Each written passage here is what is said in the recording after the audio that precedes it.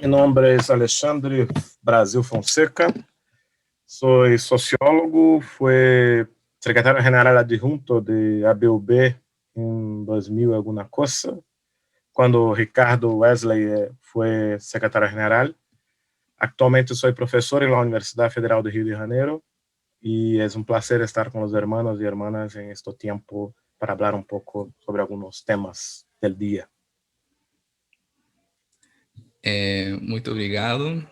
Acho que a gente vai falar mais em espanhol, portunhol. Acho que a maioria de pessoas. Não sei, vamos hablar todo mezclado. Creo que nos entenderemos. No sé si va a ser necesaria una traducción simultánea. Si todo el mundo habla lento, devagar, creo que es posible. Imagino que sí.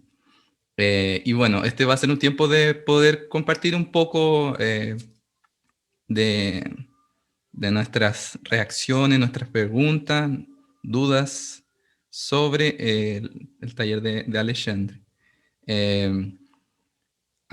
Como resumen, así como intenté ver algunos temas así tópicos centrales de los que él habló, así tanto en el video como después en algunos de sus artículos que fueron compartidos. Está, por una parte, cómo que funciona el sistema que generó este nuevo tipo de desinformación, capitalismo de vigilancia, Big Data, las plataformas, el modelo de negocio. Por otra parte, también está la desinformación, desinfodemia, no sé cómo sería en español. Cómo que las fake news aumentaron el tema de los descuidos y de las falsas soluciones y aumentan la gravedad de la pandemia. Ejemplos de Estados Unidos, India y Brasil. Dio ejemplos de octubre del 2020 y en esta fecha, en abril, ya ha cambiado mucho, ha aumentado mucho más, tristemente. Imagino que deben haber otras informaciones que Alexandre debe tener. Él comentó también el caso de Brasil también, efecto Bolsonaro, como de los municipios que más votaron a Bolsonaro, por ejemplo, son los que más muertes por COVID tienen. Y por último, habló sobre el combate a la desinformación. Ahí habló de algunas cosas como debunking y debunking, denunciar y prenunciar, presagiar, backfire, también por otra parte iterancia, conocer el código, y al final citó a Paulo Freire, desocultar las verdades, subliñar o subrayar las bonitezas. Y por otra parte, en su artículo que mandó relacionado con fake news y la Biblia, también habló cómo relacionó el asunto con las tentaciones que Jesús tuvo antes de su ministerio y algunos vínculos, porque también esa palestra, esa charla fue relacionada con la universidad y también considerando que esta es un espacio más de reflexión, de misión cristiana también, cómo eso puede vincularse con nuestra misión. Entonces, intenté hacer como buscar un poco de esos tópicos solamente como para incentivar la conversa. Y quería abrir este espacio para que si alguien ya tiene algún tipo de pregunta, para que la pueda hacer, alguna duda, y está abierto el espacio. Si Alexandre quiere compartir alguna otra cosa, no sé. Yo quería, no sé si es una pregunta misma, pero sí un comentario que era con, porque yo acá en Uruguay milito políticamente, soy dirigente de una agrupación política, y me acuerdo que tuvimos un taller de formación política sobre comunicación política, y una de las cosas que veíamos es el uso de las fake news en las campañas políticas, y que Alexandra un poco lo trató con el tema Bolsonaro y demás. ¿Cómo podemos luchar contra eso? Porque en mi caso yo lo viví en las elecciones internas de mi partido, las pasadas elecciones, habían dos candidatos mayoritarios y uno usó la desinformación constantemente y el otro no, y se terminó imponiendo a ese. Pero ¿cómo podemos luchar contra los que utilizan la desinformación para ganar rédito político? Es una pregunta que le quiero hacer. ¿Qué estrategia se puede usar o cómo se puede enfocar eso para que sea más limpio la campaña política? Los datos que Pedro ha dicho, una cosa que cambió recién fue el Uruguay, ¿no? Uruguay en los últimos 15 días tuvo un gran cambio en sus datos de COVID. India también tuvo. Y hablaba con un amigo que es demógrafo y él me dijo, mira, esto virus es terrible, ¿no? Exige de nosotros mucha acción, mucha solidaridad, mucho conocimiento y lamentablemente en Brasil no ocurre eso. Es terrible la conducción en Brasil.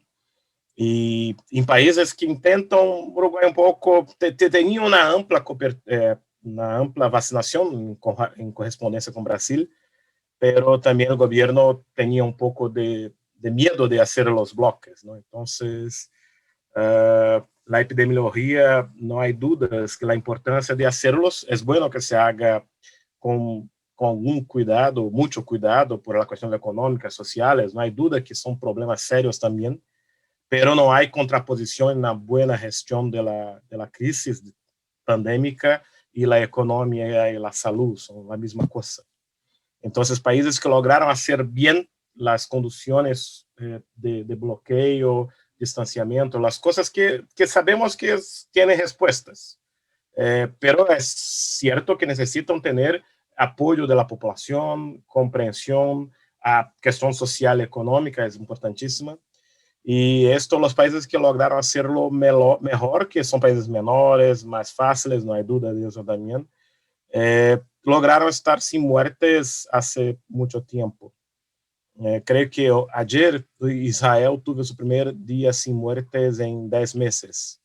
Entonces ahora tenemos la vacuna en gran escala con una respuesta posible nacionalmente, porque eso era una duda hasta recién.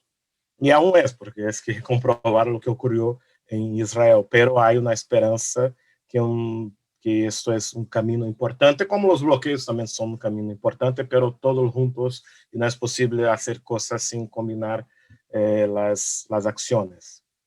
En relación a la pregunta de Iván, gracias por la cuestión, creo que es una duda, una cuestión que todos nosotros tenemos.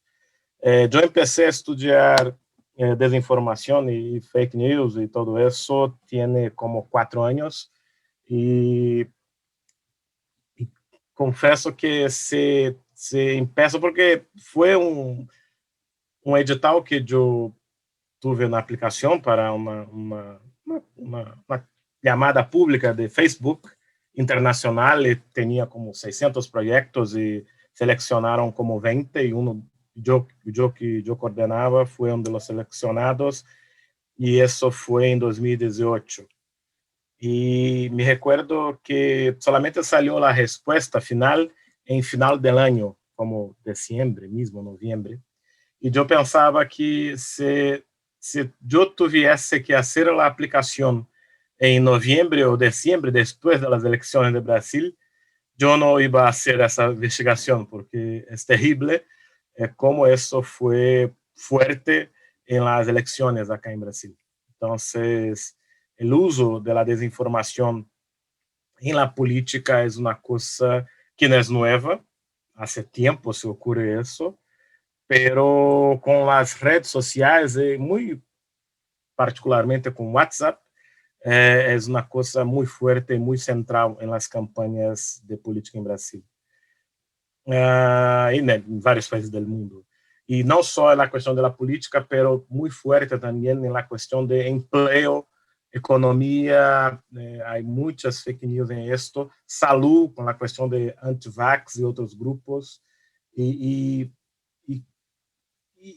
tu pregunta es la pregunta que me hago todos los días, ¿no? ¿Qué podemos, y que yo estoy en eso, en la tarea de hacer una acción que pueda ayudar?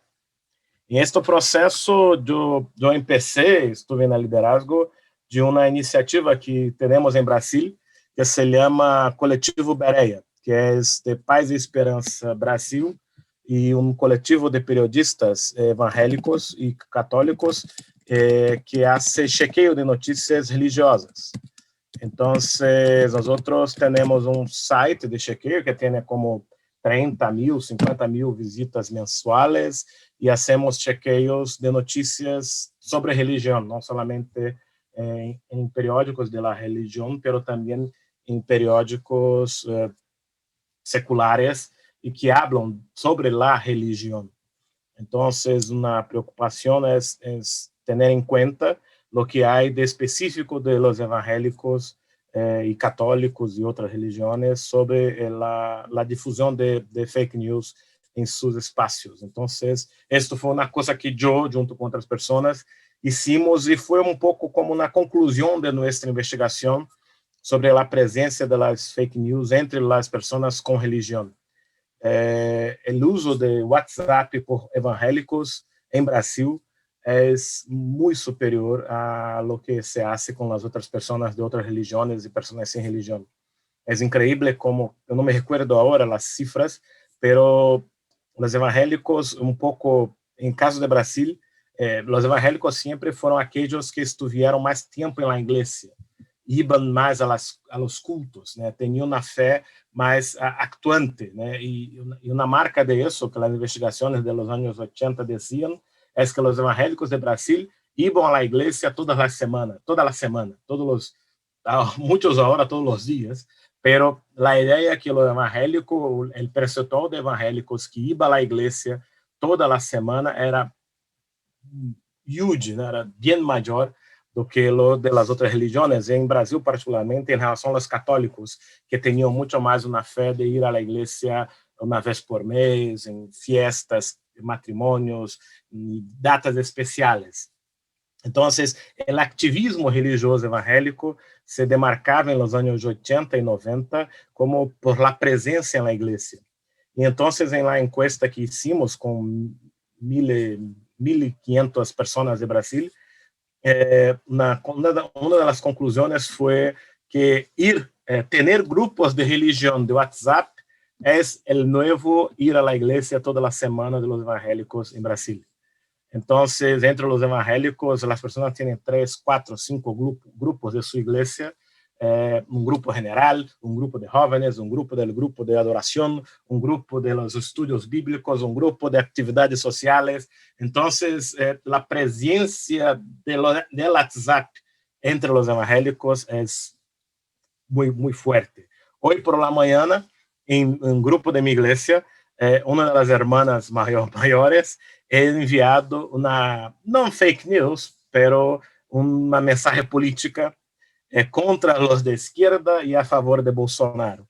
Y el pastor entonces dijo, mira, ya dejemos acá eso, no hay espacio para enviar esas noticias para el grupo. Y la persona, no, mío, perdón, no quería hacerlo, pero siempre hace, y no ella solamente, pero otros también. Y siempre digo, oh, perdón, no quiso hacerlo. Y la investigación que hicimos apunta que es un poco verdad que la persona no quiso hacerlo. Un texto de un psicólogo, creo yo, americano, habla que mucho más do que una reflexión, una acción con voluntad, con pensamiento, el compartilhamento de mensajes en WhatsApp é muito mais uma falta de pensamento. Ele habla que é muito mais pereza do que mala voluntad. Alexandre, sí. Perdón, comentar una cosita nomás, que yo voy a una iglesia acá que el pastor es un misionero brasileño de Curitiba, y también nosotros tenemos un grupo en WhatsApp, tenemos un grupo de jóvenes que era abierto, pero empezaron a mandar mensajes de cualquier cosa que no tenían nada que ver con el grupo. Entonces dijeron, bueno, ahora solamente los administradores van a poder mandar mensajes para las actividades, y el pastor utiliza las redes para mandarme, por ejemplo, devocionales todos los días, un audio con un mensaje, pero tratamos de evitar eso, de usar las redes de WhatsApp para que cualquiera pueda mandar cualquier cosa, porque a veces mandan chistes, videos que no tienen nada, que capaz que son graciosos o te pasas bien, pero no tiene nada que ver con la temática del grupo. Sí, en mi iglesia hay tiempos abiertos y tiempos cerrados. Cuando hay un cumpleaños, cuando ahora, lamentablemente, con las muertes de COVID, siempre cuando tiene una noticia que necesita, digamos, que las personas se interajan, se abra, el grupo es abierto. Entonces se queda abierto como una tarde, una mañana por semana. Entonces en estos tiempos las personas aún mismo hacen cosas no esperadas. Pero esto se ha quedado muy mejor cuando empezaron a cerrar el grupo, que solamente administradores pueden enviar mensajes, pero de tiempos en tiempos hay un periodo abierto.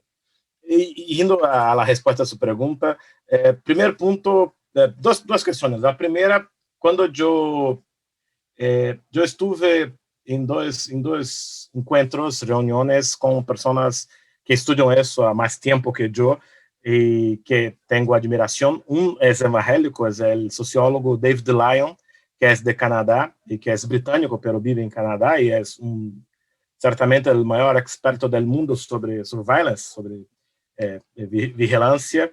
Y él pregunté a él, pero ¿qué hacemos? Tú pregunta, ¿qué hacemos en eso? Y él me dijo, he hecho una cosa sola. Me mostrado, apresentou para mim cell phone, pero aqueles pequenos que não são smartphones, que não fazem nada e que se quedam como mês sem necessitar carga, porque solamente chamam. E me dijo, não há muito que fazer, eu hago isso, eu não tenho smartphone. E eu hice a mesma pergunta para um filósofo da tecnologia de Estados Unidos, não me recordo o nome agora, mas um professor maior e de um college, de um dos principais colleges americanos, e ele me hizo a mesma coisa. Ele sacado seu telefone e me disse, eu não uso smartphone. E por a questão da vigilância e todo o processo, a discussão era mais essa, e é incrível como o smartphone é terrível em termos de controle de nossas vidas e de informações de nossas vidas. Foucault presente. Sí, es más do que Foucault. 2.0. Entonces, la primera cuestión que es importante tenermos en perspectiva, y es un poco que he tentado hacer en mi presentación, es que estamos adelante de una cosa que es mayor do que nuestros grupos de WhatsApp, do que es nuestra vida cotidiana. Es un modelo de negocio, es una cosa del sistema que nosotros vivimos. Él necesita de eso para su manutención. Es interés de las empresas de tecnología, que son hoy las mayores empresas del mundo, que tienen más capital, que las personas que tengan en las redes sociales fake news, porque ellas hacen con las personas se queden más tiempo en las redes sociales. Y esto es bueno para ellos porque ayuda a tener informaciones y ayuda a ellos a trabajar en la predicción, que es su producto principal, ¿no?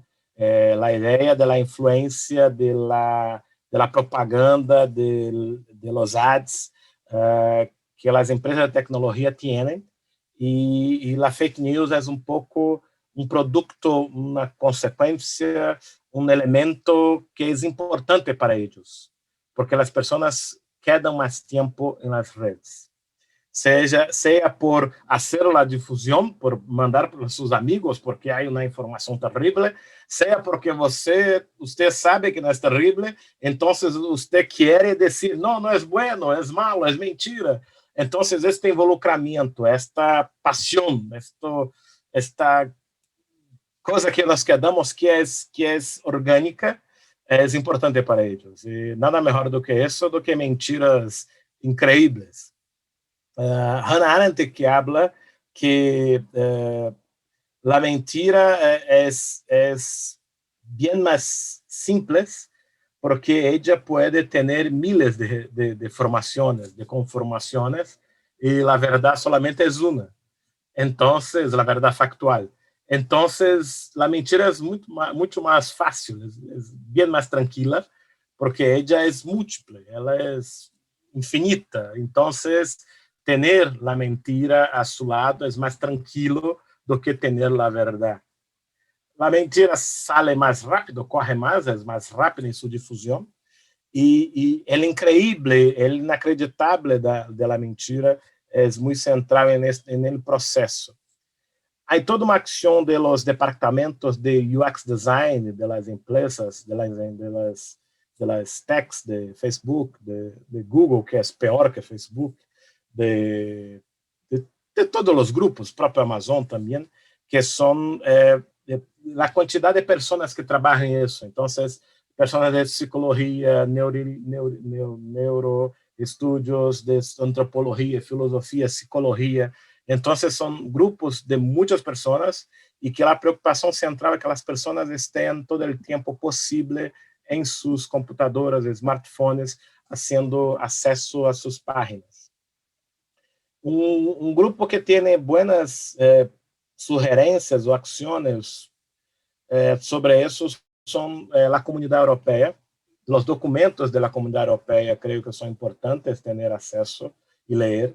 Y ellos es muy preocupante leer eso, de la preocupación para la economía, para la política, do que es las fake news, do que es la desinformación, y para la salud hoy, porque desinformación mata. Esto es un punto seguro. Entonces, son tres las frentes de respuesta. Una primera es la regulación del Estado, del gobierno, del poder público, que es muy difícil de como não hacerlo como censura, como não hacerlo de forma autoritária, como garantizar a questão da liberdade. Então, é campo de disputa nebuloso, difícil, que exigirá muito de nós outros em relação a como sociedade manejar isso. Mas é ponto importante. É possível, é necessário ter regulamentação de los governos sobre a questão de los usos das redes sociais. Porque, por exemplo, YouTube é provavelmente hoje dos maiores canais de televisão do mundo, pero ele não tem nenhuma obrigação com seu conteúdo que ele vincula à internet. E quando a justiça habla, mira, há coisas terríveis em seus médios, YouTube diz, não tenho nada, não tenho relação com isso, sou solamente uma plataforma e não tenho responsabilidade por seu conteúdo. Como não? Há artículo terrível do New York Times sobre uma rede de pornografia, Pornhub, que é a segunda maior fonte de notícias de dados de internet no mundo, e eles têm muitos casos de mulheres que são exibidas sem seu consentimento, e também niños e niñas que estão nas redes. E a Pornhub diz, não tenho responsabilidade nisso, não tenho relação. E a matéria são sobre mulheres que morreram, se suicidaram ou estão nas calles porque suas vidas acabaram, porque a imagem sempre volta, porque a imagem digital está todo o tempo volviendo, porque as pessoas baixam e ponem de novo, e Pornhub especificamente tem como 50, 100 pessoas para controlar o conteúdo, que é pouquíssimo em comparação com YouTube e Facebook, que tem problemas também. Então, como o controle que ocorre quando se entra a justiça, os grupos de tech, de plataforma, dizem, mira, não temos nada em relação com isso, solamente somos o meio. Não é verdade. Tem plata em isso, eles ganham dinheiro com isso, eles ganham dinheiro por propaganda, e este é ponto que agora há alguns cambios com o Covid, que não se pode mais monetizar as propagandas de remédios que não são eficazes, e é toda uma questão sobre isso. Então, este é ponto. Outro ponto é a questão de chequeio das empresas. Então, as empresas internamente necessitam ter ações de hecho para hacer enfrentamento à desinformação e outros crimes que ocorrem nas redes sociais. Então, há compromisso das empresas que não ocorre de hecho ou ocorre menos do que necessário. E o terceiro ponto que os documentos da comunidade europeia falam é a questão da educação, da formação das pessoas sobre o tema da desinformação. E isto, digamos, é pouco onde eu posso estar e de onde eu posso actuar, que sou professor, y estoy en la universidad, en una institución de educación en ciencias y salud. Entonces, en la educación, la discusión que se tiene es que toda la acción que es importante de chequeo de noticias es como que, no lo sé en castellano cómo se habla en español, pero enxugar gelo, ¿no? Hielo cuando se pone a hacer una cosa que tiene poco efecto concreto, porque nosotros estamos siempre corriendo atrás de algo que ocurrió. Entonces, cuando yo hablo en la minha apresentação de pre-bucking e debunking, é um pouco isso. O debunking, que é a denúncia de la desinformação, tem um problema que é o backfire effect, né? Que é a questão del tiros volver para nós outros. Então, quando nós hablamos de uma notícia que é mentirosa, nós hablamos de uma notícia que é mentirosa. Então, reafirmamos a mentira e hablamos muito de la mentira. A questão que se pone é que é necessário ir mais allá de isso e fazer ações que nós hablemos mais da estrutura da desinformação, de los interesses da desinformação, de los formatos das mensagens.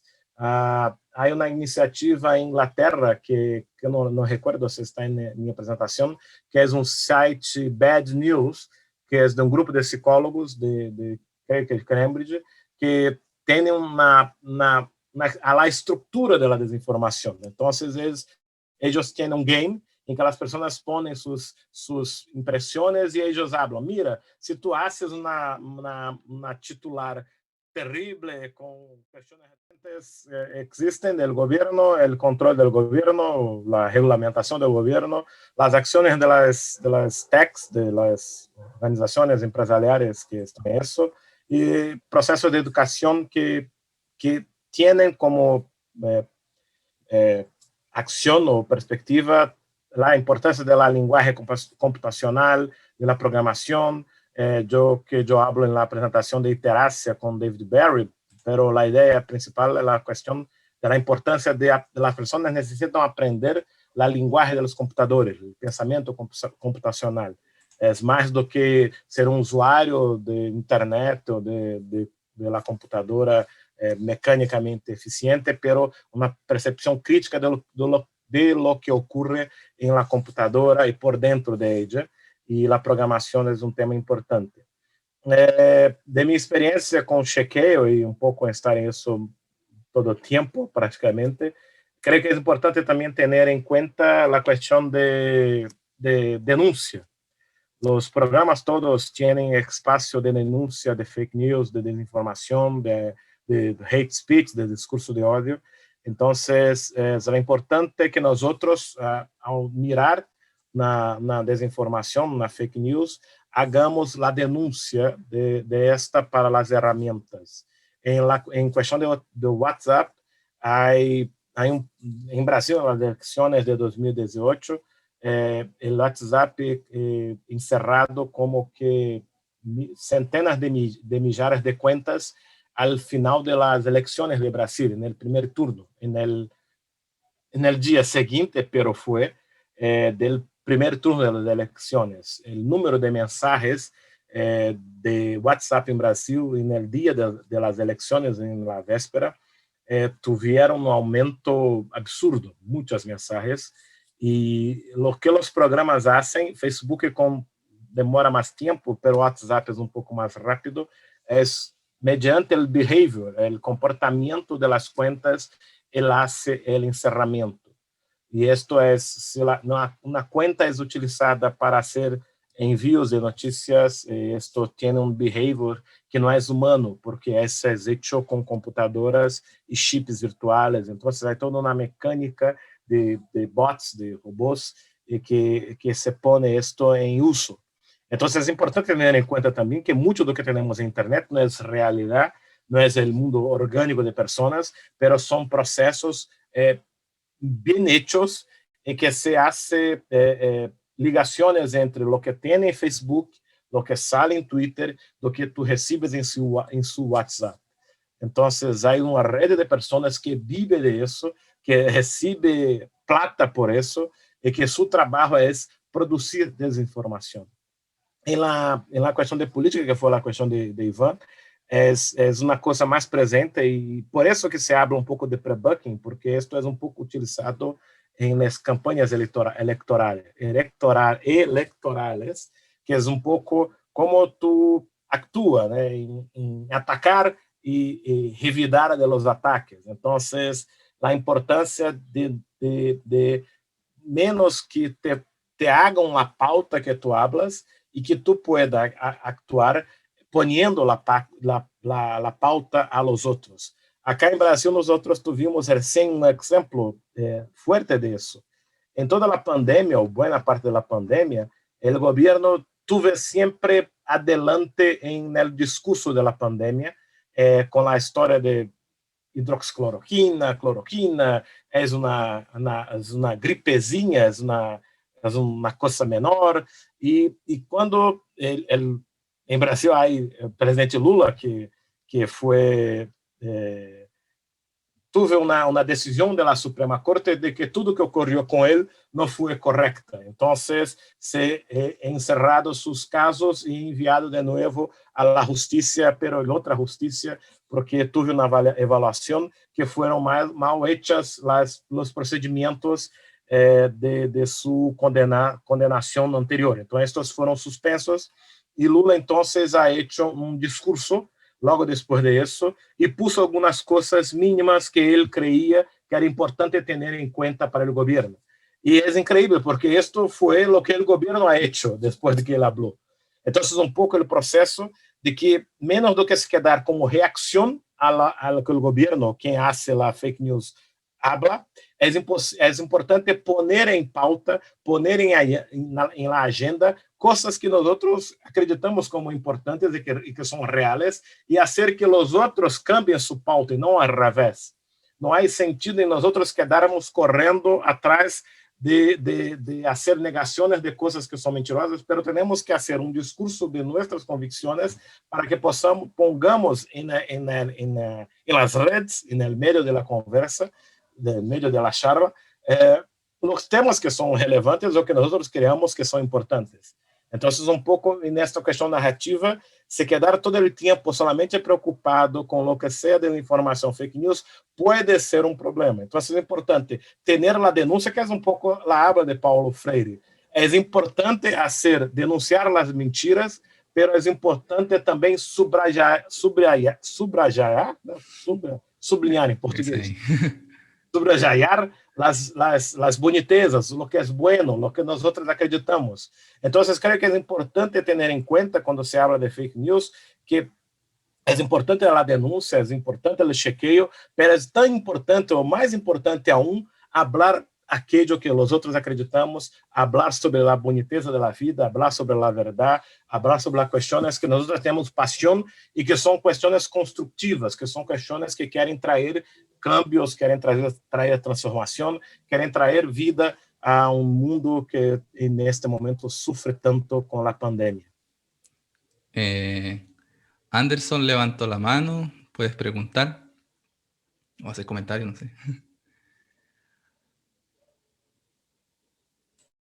Voy a bajar la mano porque si no pues queda subida la mano y me olvido, me la bajé. Sí, es un poco relacionado. Yo en mi área de profesión lo viví muy de cerca, lo del COVID. Yo soy químico farmacéutico y tiene mucha relación, ¿no? Y me llegaron sobre todo muchas preguntas de la vacuna. Pero antes de hablar lo que me pasó acá, por lo menos en Uruguay, me llamaba poderosamente la atención y quería recordar del taller de Alexandre, que voy a tratar de hablar lento para que se entienda. Del taller de Alexandre, él hablaba sobre los patrones de la desinformación y me llamaba la atención poderosamente el primero, que era la desacreditación, cuando se desacredita. Y eso me parece que es de los tres patrones que él dio, el principal, que podemos dar lucha y tenemos la responsabilidad nosotros como profesionales y como cristianos de atacar o de impedir que se desacredite. A mí me pasó que muchos hermanos me empezaron a preguntarme si tenían que vacunarse o no. Fue una pregunta muy frecuente y de hecho yo hice un trabajo interiglesia entre químicos farmacéuticos y médicos. Desarrollé las preguntas, hice un trabajo voy a tratar de hacerlo cortito, consultándolos qué opinaban sobre las vacunas, qué opinaban sobre las grandes conspiraciones y eso que decía la información esa de que las vacunas tenían un chip, que venían chipeadas y que tenían efectos, bueno, de todo tipo de información que se creó en cuanto a las vacunas. Y de hecho, esa desacreditación en cuanto a la ciencia, que sufre mucho a través y en manos de las redes sociales, por excelencia, WhatsApp, Facebook, Google. Desde que empezó el famoso Wikipedia, el Rincón del Vago, todas esas páginas que dan tanta información y que dan nombre a algo como que yo creo que pienso, estoy tratando de hacer la pregunta, pero quiero dar todo el preámbulo y recordar esa parte del taller de Alexandre, que es la desacreditación. Y creo que nosotros como profesionales tenemos que buscar, trabajar para que no se desacredite la ciencia. Claro, la ciencia no tiene mucho comercial muchas veces, no tiene una propaganda, no tiene un marketing, digamos. La tiene, pero muy poca. Yo creo que esa sería una forma de trabajar en el área de las comunicaciones. La ciencia tenía que estar mucho más presente en los medios. Eso como primero, pensando acá en voz alta con ustedes. Pero lo que quería decir en cuanto a la desinformación, me parece que la desacreditación es lo principal de los patrones que nombraba. Y a mí me preocupa sobre todo nuestras conductas sociales, nuestra forma de comportarnos, desde que empezó el auge de todas las redes sociales, ¿no? La gente le encanta la información rápida, lo que es cortito, es el mundo, la gente lee solo los titulares, lee solo los títulos y no lee los contenidos, y también es que es lo que vende. Entonces, mi pregunta es en cuanto a la desacreditación de la ciencia muchas veces, ¿cómo podemos combatirla? Sobre todo quedo y recuerdo del taller también de Alexandre, el ejemplo de la Tierra es plana, la Tierra es redonda. Como la gente no dedica tiempo a buscar realmente la verdad, quiere que se le diga las cosas. A mí me pasó, los hermanos me preguntaban, ¿tengo que vacunarme o no? Y yo no les daba una respuesta sí o no. Si bien tenía cuál era la respuesta para ellos, les desarrollaba todo. Y me contestaban muchos, no, pero decime si sí o no. Yo le contestaba, pero no quiero decirte sí o no. Ustedes tienen que reflexionar. Yo te voy a dar información sobre la vacuna, te voy a dar cuáles son falsas, cuáles son verdaderas, y luego vos decidí, orar al Señor también, y decidí si te vacunas o no. Yo no quiero incidir en eso, yo te voy a dar toda la información como profesional que te puedo dar. Entonces eso refleja un poco nuestra cultura y nuestros comportamientos sociales en esta era neoliberal, en esta era posmoderna. Entonces, la gente y el ejemplo que daba Alexandre era espectacular para mí. Teorías de que la Tierra es plana, si hay dos, no sé, fundamentos de que la Tierra es plana, no sé si llega a dos, creo que hay una sola o dos. Y que la Tierra es redonda hay muchísimos, pero él explicaba ahí que la gente no tiene el tiempo para averiguar todas las teorías que hay que defienden que la Tierra es redonda. La gente quiere algo rápido, entonces como que deja parejo algo que no es igual, como que deja que es muy discutible cuando no debería ser discutible si la Tierra es plana o si la Tierra es redonda, debido a que hay tanta información de lo que es verdad, pero la gente no la investiga. Entonces parece que es discutible, cosas que no deberían ser discutibles, no sé si me hago entender. Entonces la pregunta, Alexandre, que quería hacerte y que pensemos juntos, es desde nosotros, como ciencia, ¿qué papel podríamos tomar para disminuir lo que es la desinformación, sobre todo a nivel de las ciencias, hablando este tema del COVID, que hubo muchísima desinformación, mucha desinformación en cuanto al tema del COVID. Le dabas el ejemplo del jengibre, que la gente toma jengibre y así se va a ir al COVID, así entre tantas. Entonces la pregunta es, ¿qué papel puede tomar y quizá un auto examen a nosotros como profesionales, cuán inactivos quizá hemos estado en cuanto a la desinformación y qué podemos hacer al respecto? No sé si me hice entender. Sí, sí. Muchas gracias, Anderson. Sí, como te recordaste de la presentación, esto es un artículo de Andrea Guerra sobre la ciencia y la desinformación, y él hace todo un desarrollo sobre eso, de cómo es un proceso difícil, ¿no? esto es una de las cuestiones centrales de la desinformación, el uso de técnicas de lenguajes, que es la sátira.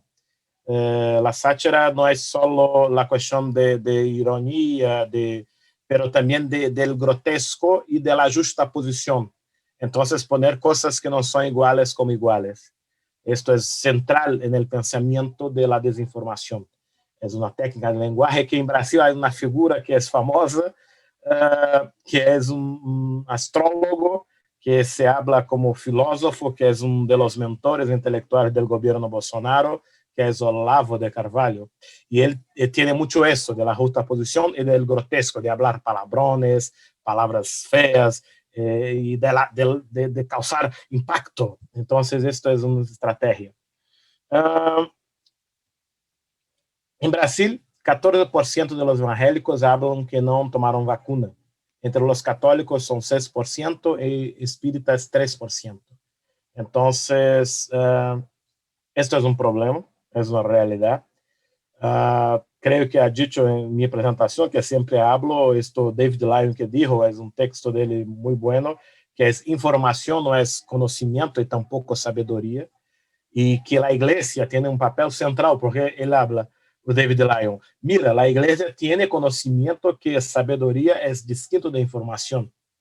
Y toda la cuestión de la sabiduría en la palabra de Dios es central, ¿no? Tenemos Salomón y todo eso. Y entonces él dijo, ¿no?, cómo la iglesia tiene un papel central en el enfrentamiento a la desinformación y en la defensa de la ciencia, no sé de la defensa, pero en refletir sobre. Como tú he dicho, ciencia no tiene comercial, no tiene... y esto es una cuestión importante. La ciencia también no es simple, no tiene soluciones fáciles. Y esto creo que es un problema o una ventaja para ellos, porque las personas quieren respuestas, ¿no? Quieren soluciones.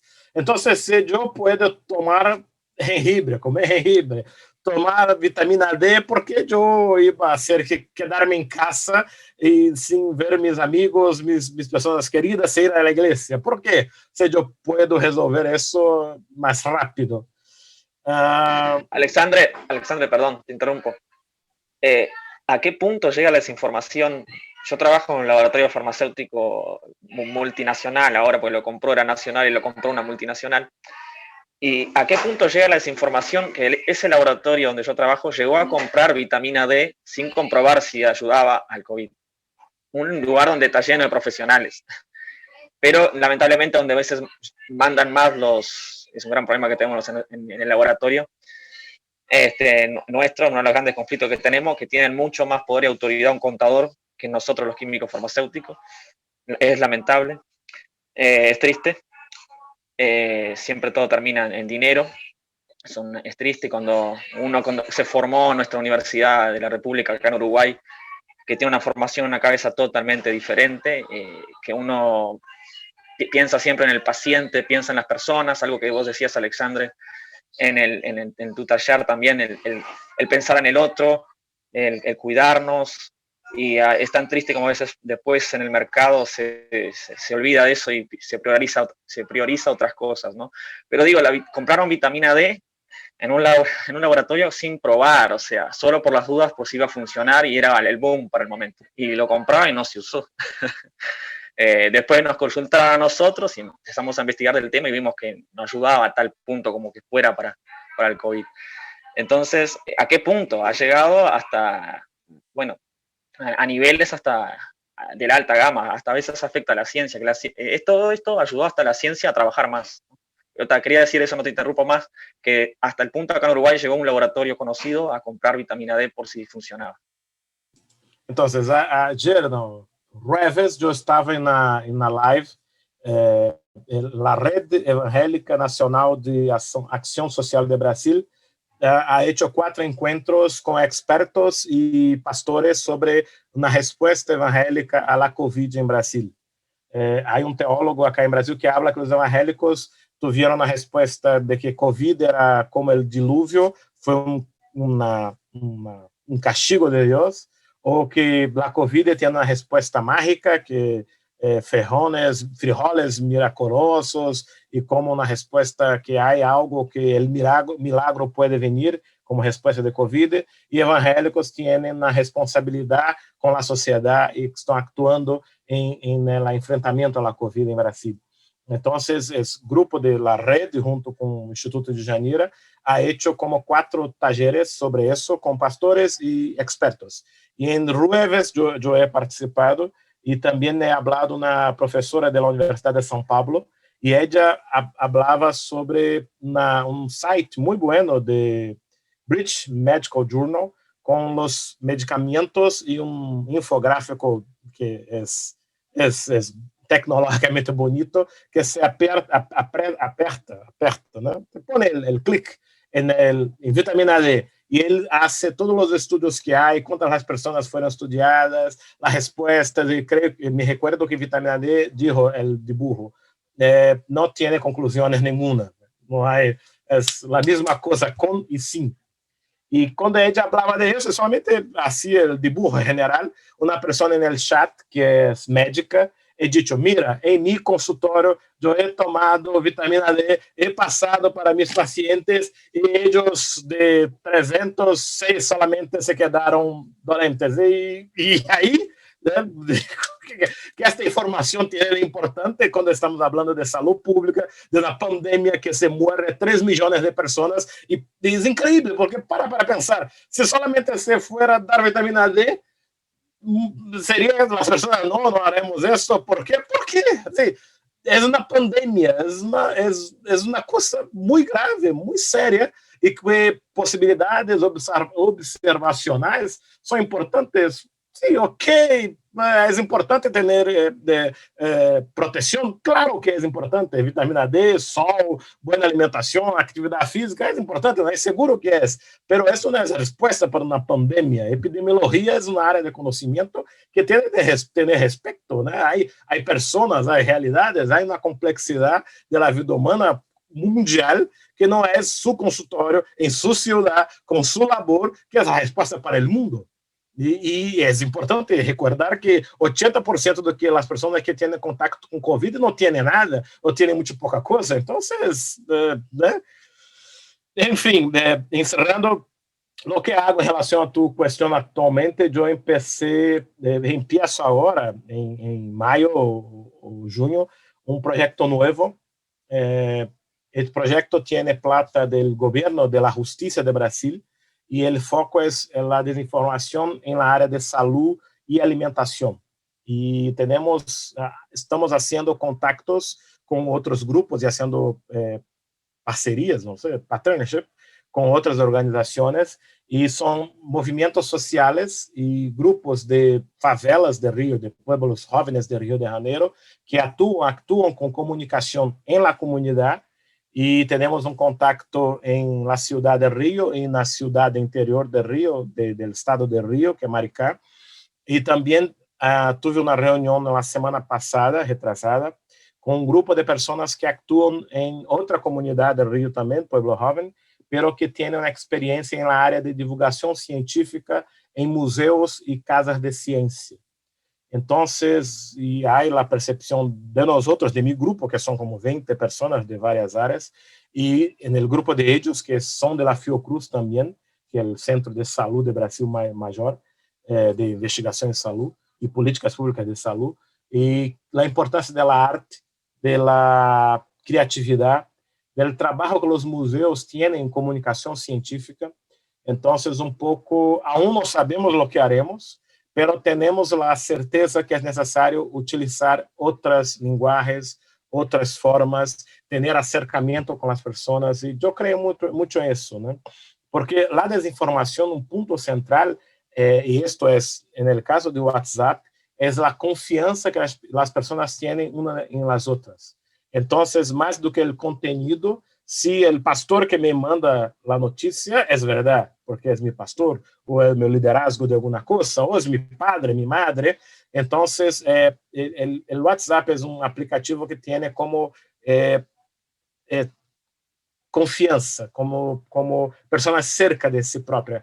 O Facebook é um grande público, mas o WhatsApp não. São pessoas que eu tenho contato, que eu conosco, que eu tenho confiança. Então, pouco a importância de ter contato com as pessoas, de trocar, de conversar, de caminhar largo tempo juntos para, de hecho, poder pensar em formas de conversar, de trocar, de aprender, de ensinar, do processo de formação, de educação. É isto que nós criamos como nossa ação. Mas, para mim, uma coisa que estou bem animado, porque a coordenadora deste projeto, que estamos entrando como parceiros, é uma pessoa que tem uma boa experiência em museus e divulgação científica. Por exemplo, ela ha trabalhado em Brasil em carnaval, os desfiles de carnaval.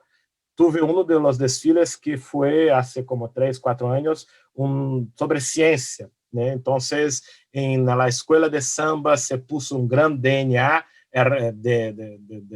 de todo e como explicar toda a ciência da genética, do genoma, na escola de samba, na avenida, e este é desafio incrível, e pouco pensar em isso, como se poner em la arte, em la literatura, em la poesia, o desafio que temos adiante de nós outros, que é fazer a ciência uma coisa interessante, não somente uma coisa cansativa, e que tem que ter estudo, tem que ter respostas, mas não tem que ajudar a pensar. Isto que é a grande diferença, creio que é essa.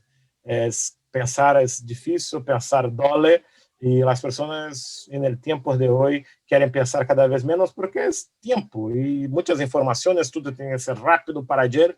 Então, é processo que temos que pensar também criativamente como hacerlo. O Igor quer falar agora. Pode falar, Igor. Sim. Fala português.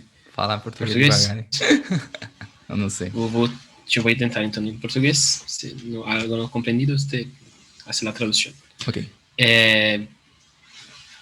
Duas coisas eu acho que eu fiquei pensando, que quando o Anderson fala do dinheiro e do como o contador pode ser uma voz mais relevante às vezes do que o cientista nas empresas, e aí eu fiquei pensando que no Brasil tem um grupo que já tem na Europa, que é o Sleeping Giants, que nasceu agora recentemente, e que eles fazem denúncias, né, dos sites ou para as empresas de sites ou lugares que estão fazendo, divulgando, ou são difusores de fake news, ou que são, de repente, personalidades ou canais, que eles vão lá e fazem denúncias perguntando, vocês vão continuar patrocinando esse tipo de informação? Que esse cara aqui está trazendo mentira e que, de repente, talvez seja uma maneira da gente utilizar o jogo a favor da verdade, né, contra a mentira. E para a gente pensar sobre isso, e o Alexandre pode discorrer mais, que a pessoa que estudou isso aí não sou eu, né? E a outra coisa que aí vai na direção da pergunta, é também para a gente pensar, para o Alexandre ajudar a gente a pensar por que dentro da igreja fica também claro o quanto não só as fake news têm se propagado, todo tipo de fake news tem se propagado muito, o quanto a gente tem, ao mesmo tempo, talvez uma moral muito fragilizada, e aí eu digo que uma moral muito fragilizada é porque parece que quem adula a igreja, ou algumas lideranças da igreja evangélica no Brasil, muitas vezes, parece que consegue tudo, né? A ponto da gente ir abrindo mão de dignidade, de outras coisas, e de muitas lideranças vão abrindo mão de tudo, em prol dessa adulação, porque essa pessoa é a primeira pessoa, no caso do Bolsonaro no Brasil, que valoriza ou dá voz, ou dá algumas migalhas, né, para muitos membros, ou muitas igrejas, e o quanto, como é que a gente não percebe a inversão de valores que está sendo proposta, assim, né, porque em alguns momentos não era tão discrepante a inversão de valores que é proposta, e o quanto essa coisa posta em paralelo com as outras, ela é gritante, mas que parece que as pessoas ficam acríticas a essas coisas, né? Eu entendi o lance do sentimento de compartilhar, mas é que parece que dentro da igreja sempre tiveram umas fake news muito grandes que sempre sobreviveram nos corredores, né? Tipo, não, o PT desde sempre, desde 2000, tá falando que é o PT, ele vai obrigar o pastor a casar o casal que é homossexual dentro da sua igreja, e se não casar vai todo mundo ser preso. Não, porque no Canadá teve uma história lá, tipo, de como que essa... não é uma fake news nova que tá chegando, né? É como se elas fossem revestidas de novos corpos, e de uma nova linguagem, e aí com sites que podem criar essas chamadas falsas e divulgar, mas como é que a igreja tem essa falta de identidade a ponto disso conseguir se difundir de maneira tão grande? Eu não estou falando aqui de igreja só na periferia. Como a gente sabe que talvez por preconceito a gente pensasse, não, na igreja na periferia lá que estão falando. A gente está falando de igrejas tradicionais, com lideranças com mais de uma faculdade às vezes, que estão comprando e de maneira crítica lidando com isso e aceitando e abaixando a cabeça ou concordando de cabeça baixa e não percebe a contradição, né, que muitas vezes está envolvida. Un comentario antes, ¿no? El tiempo ahora de oficina, taller, termina 11:30, ¿cierto? Entonces queda poco tiempo. Y otra cosa, de nuevo está apareciendo un aviso de que se va a caer la llamada en 8 minutos y 15 segundos. Entonces, cualquier cosa, si ahora Alexandre responde esta pregunta, si alguien quiere preguntar de nuevo, puede hacerlo. Podemos volver a la llamada, no sé cómo podríamos hacerlo porque quedaría poco tiempo también. Pero es eso. Entonces, hay aviso. Vaya Alexandre, puede responder ahí. Sí. Yo tengo 11:30 otro compromiso, entonces tal vez si tiene alguna pregunta u otra, puedo intentar hacer rápido la cosa. Ok. Si alguien tiene más alguna pregunta, si alguien tiene otra pregunta, hágala ahora o calle para siempre.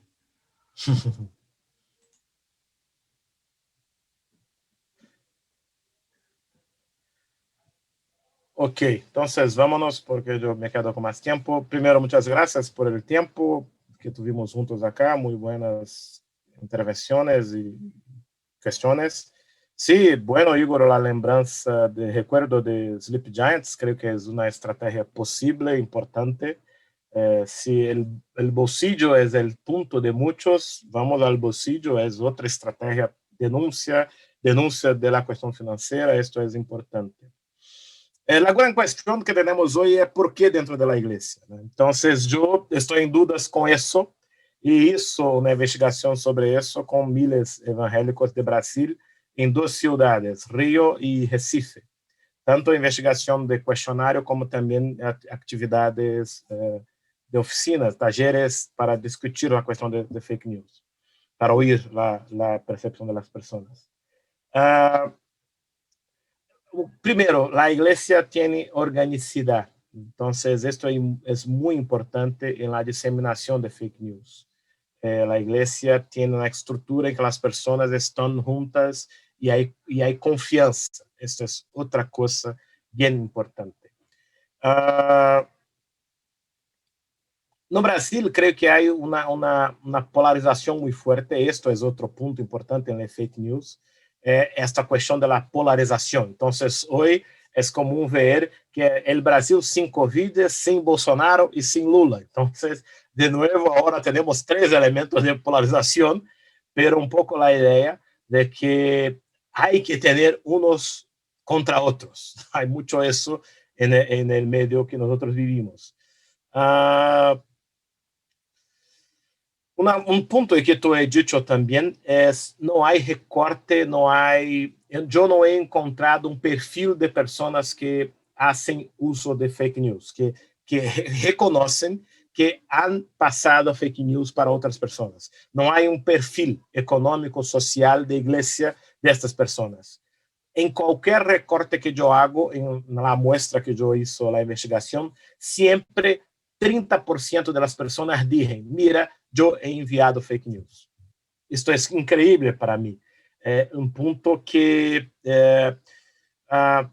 hace parte de la vida en las redes sociales ter repassado fake news.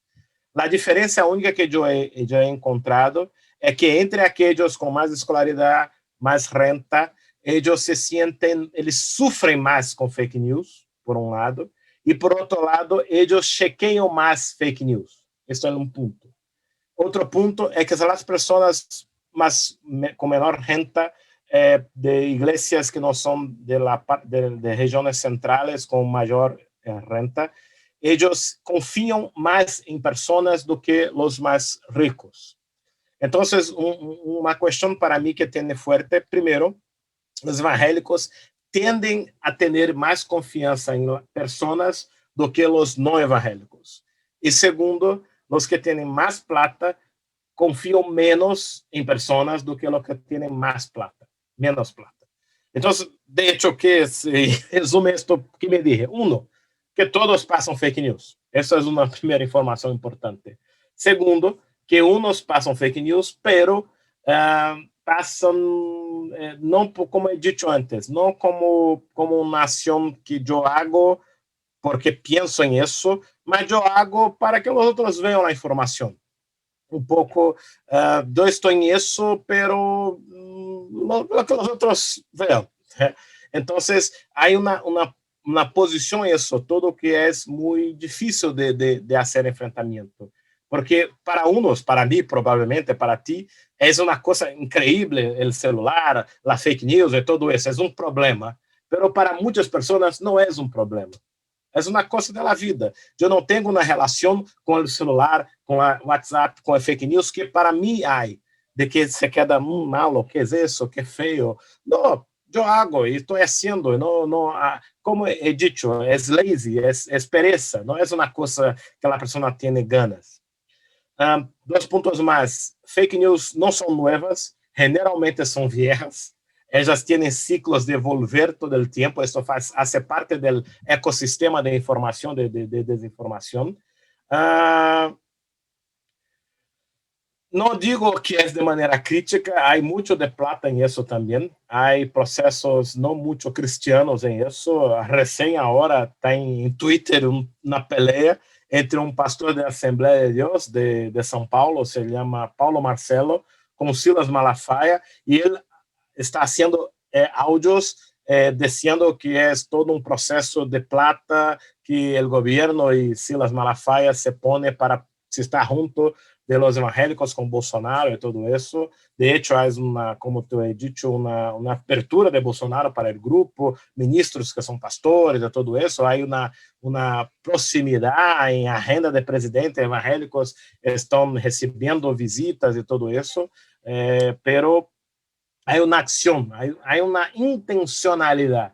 El gobierno Bolsonaro y el candidato Bolsonaro desde 2011, él tiene en los evangélicos un target, una acción de su trabajo en cuanto político en Brasil. Entonces, es una preocupación de él. Y como gobernante, él tiene los evangélicos y los militares como soportes importantes, y que son grupos orgánicos. Esto es un punto importante también. La cuestión de la organicidad, grupos que tienen encuentros regulares, grupos que tienen proximidad. Entonces, es un sistema que tiene como central esta organicidad. Entonces, un minutinho só para avisar. Entonces, es eso. La organicidad, fake news nunca es nueva, siempre es requentada. Por eso que es importante pre-booking, porque hay un formato más do que un contenido. El contenido poco importa para ellos. Y hay todo un mecanismo que ellos hacen en WhatsApp, Twitter y Facebook. Es increíble como esto todo es coordinado con algunas personas claves y que ellos hacen todo un circuito para eso. Gracias.